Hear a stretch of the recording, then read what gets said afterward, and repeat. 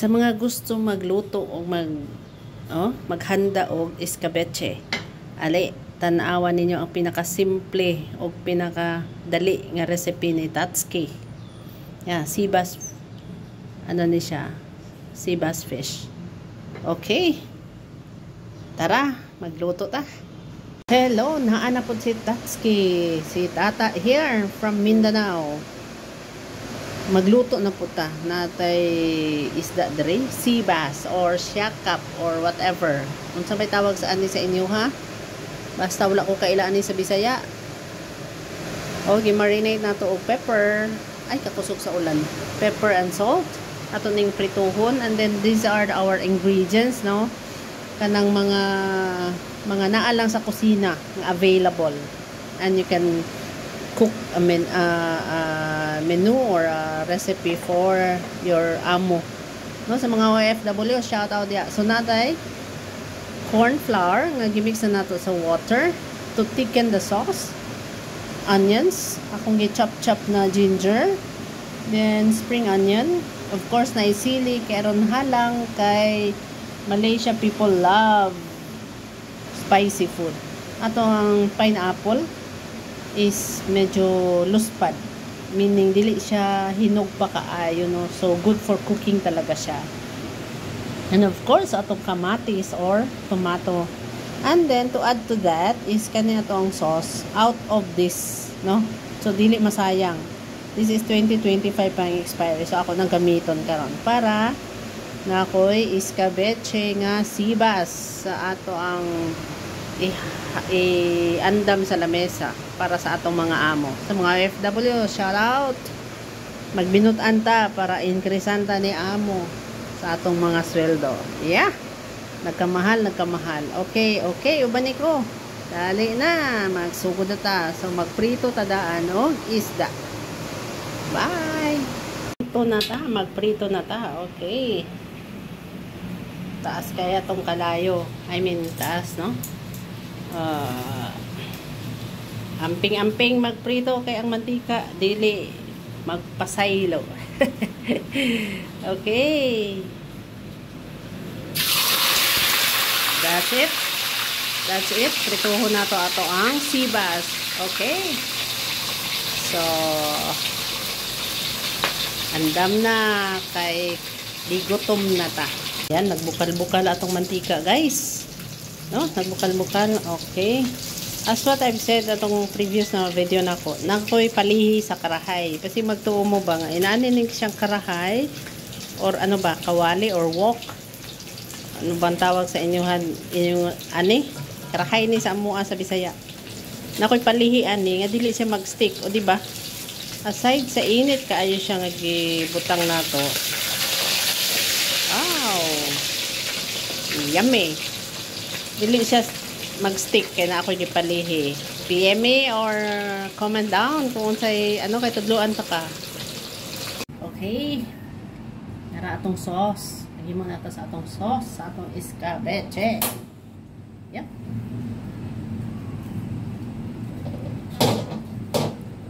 Okay.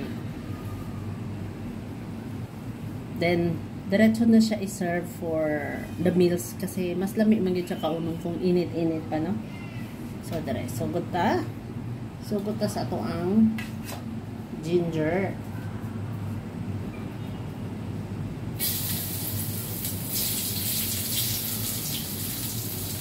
Ayan, heat until brown.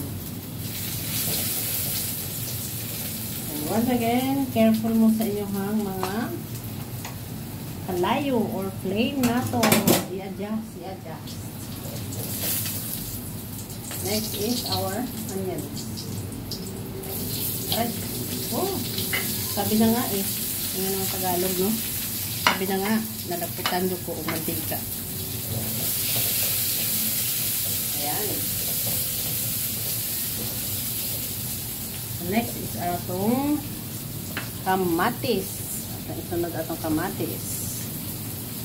Para maluto atong kamatis.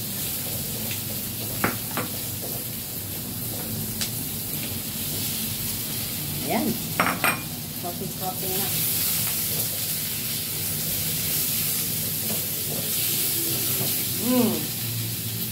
Gutom ang aroma sa atong ginger, onions o kamatis.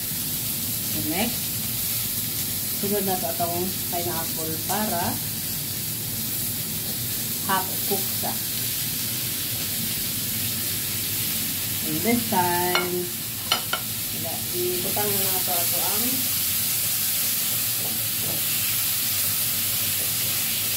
gamay lang ng water. Okay, gamay lang ng water. Just to cook.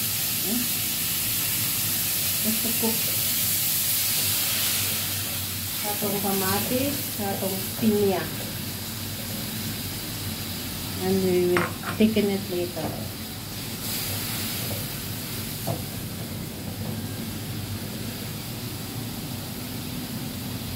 Of course, atong isda anana. Naman na prito. Niluto man po, guys.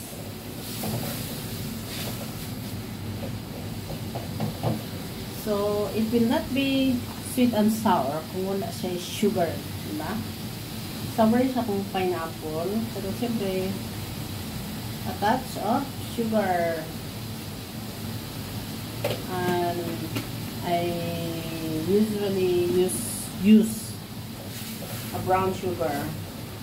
Wala ko yung white sugar sa kusina. Except sa uban na akong pinahimo na cake.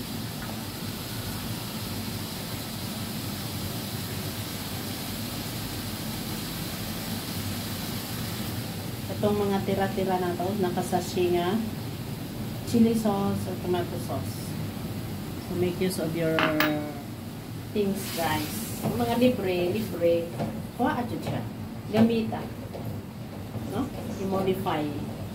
Para dili masayang. Ayan na. It looks so translucent na siya ang atong sauce.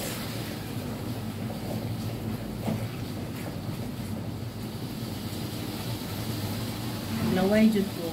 And then we will add some sugar, vinegar a bit, no? Gamay lang. According to your taste anyway.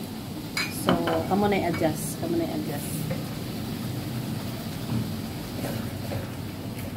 Add po water kamay. So, ano lang magluto. Adjust lang. Kamo may nakasabot o kung saan dagan sa atong giluto. So, adjust it according to your tastes. Ilawan na to, guys. Kami adyan, kurya-kurya. So, dili siya pula kaayo. No, dili natin yung pula kaayo, kay i-make use na natin itong mga sachet na to. So, now, yan natin yung uban nga sili and onions. Spring onion. And the rest, ato i-garnish. Ina-pour out natin sa ito ang isda.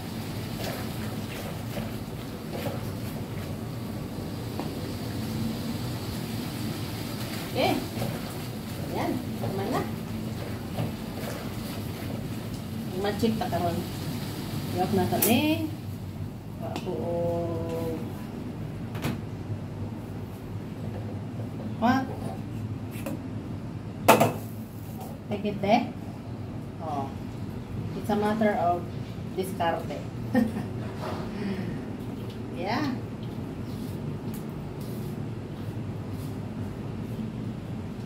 Tapos, ang ato ang escabeche nga sea bass.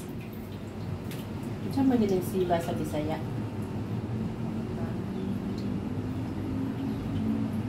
Yan, ready to serve na.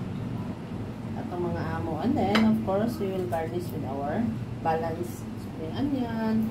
Para na i-color ba? No? Amo na yung bahala to do a presentation sa inyong mga amo. Okay. Tapos, tinahan na ba ng amo mo kaon nga? Magkagkartehan. Kailang paminaw na sila sa restaurant. Okay. So, this is it. ang atong sibas escabeche. Dili makita. Nara oh. Nara siya. Nara. Dira ang tiyan. Yeah. Okay, mga una guys. Sa mga wala nang subscribe, wala pa nakasubscribe. I-subscribe po ninyo po. Kaya nagsige na lang kumaya kong luto. Okay, bye-bye. Salamat.